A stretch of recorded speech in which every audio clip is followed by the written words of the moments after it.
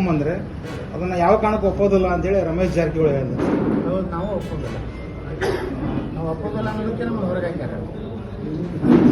ಎಲ್ಲ ಈ ವಿಜೇಂದ್ರ ಮತ್ತು ಡಿ ಕೆ ಶಿವಕುಮಾರ್ ಒಪ್ಪಂದ ಮಾಡ್ಕೊಂಡ್ರೆ ಅದಕ್ಕೆ ಮನೆ ಅಮಿತ್ ಶಾ ಅವರು ಭೇಟಿಯಾಗಿ ಡಿ ಕೆ ಶಿವಕುಮಾರ್ ಬಂದ್ರೆ ಬೆಂಬಲ ಬೇಕು ಅಂತ ಹೇಳಿದಾರೆ. ಅವರ ಪ್ರಹ್ಲಾದ್ ಜೋಶಿ ಹೇಳಿಕೆ ನೋಡಿದ್ರೆ ನಾವು ಡಿ ಕೆ ಶಿವಕುಮಾರ್ ನೇತೃತ್ವದಲ್ಲಿ ಸರ್ಕಾರದಲ್ಲಿ BJP ಆಗುವುದಿಲ್ಲ ಅನ್ನೋಂಥ ಸ್ಪಷ್ಟ ಸಂದೇಶ ಹೈಕಮಾಂಡ್ ಕೊಟ್ಟಿದೆ.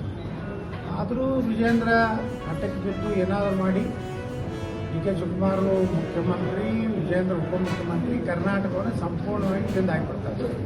ಮತ್ತೇನು ಬದಲಾವಣೆ ಆಗೋದಿಲ್ಲ, ಒಳ್ಳೆಯ ಸರ್ಕಾರ ಹೋಗೋದಿಲ್ಲ. ಅದಕ್ಕೆ ಬಹುತೇಕ BJP ಶಾಸಕರು ಯಾರೂ ಇದಕ್ಕೆ ಒಪ್ಪಿಗೆ ಇಲ್ಲ. ತಾವು ಹೊಸ ಪಕ್ಷ ಕಟ್ಟಿದ್ರು ಸರ್, ಶುಭವಾಗಲಿ ಅಂತ ಹೇಳಿದ್ದಾರೆ ಸರ್ ವಿಜೇಂದ್ರ. ಅವ ಆದಷ್ಟು ಬೇಗನೆ ಪಕ್ಷದ ಹುದ್ದೆಯಿಂದ ತೆಳೆದಿರೋದ್ರೆ ಶುಭವಾಗ್ತಾರೆ